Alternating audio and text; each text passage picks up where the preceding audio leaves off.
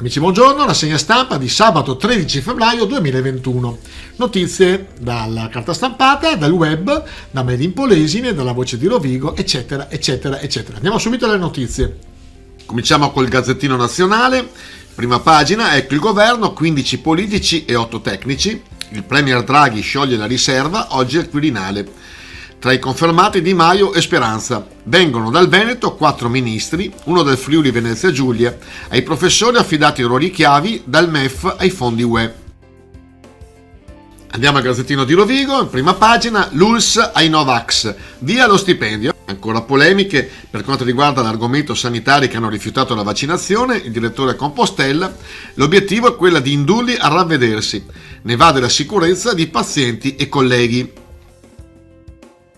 Ripetiamo ancora la notizia di ieri, vaccinazione di massa, lunedì le prime 260 dosi ai polesani classe 41.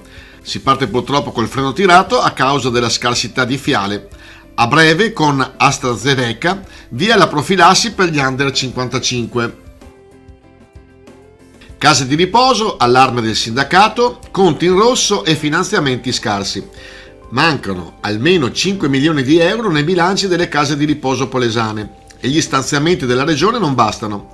A lanciare l'allarme la CGIL Rovigo per voce del segretario generale Pier Alberto Colombo. Rovigo, listone decorato, San Valentino in centro, rosso cuore e tanto amore. Infatti un weekend dedicato all'amore con tanti cuori messi sul listone appunto di piazza Vittorio Emanuele II. Ariano nel Polesine, costante emorragia di residenti. Il declino della popolazione è ormai consolidato in base ai dati allegati al piano comunale delle performance. 14 nati e 74 morti. Basta pensare che la popolazione tra gli 0 e i 14 anni nel 2002 era di 524 unità e nel 2020 379.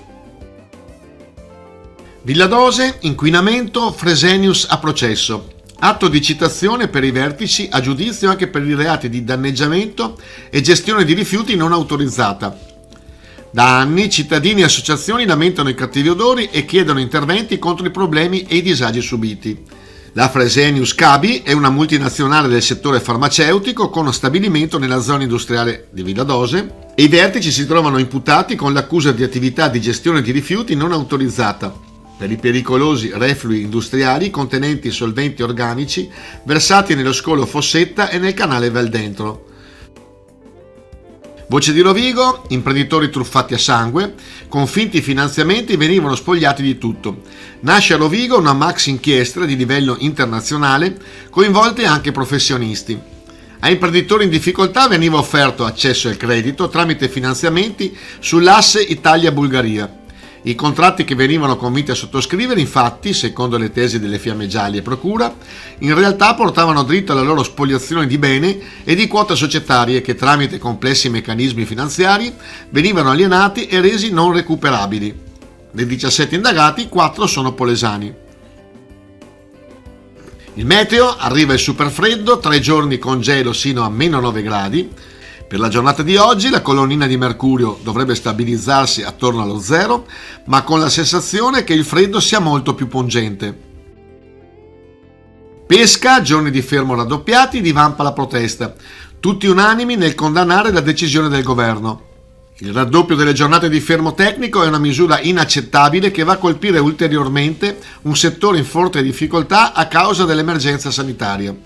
Così l'assessore regionale della pesca Cristiano Corazzari. Conclude Corazzari, il settore deve fare anche i conti con il drastico calo dei consumi dovuto all'emergenza sanitaria e alla chiusura del canale Oreca, un'ulteriore penalizzazione soprattutto in un momento come questo non sostenibile.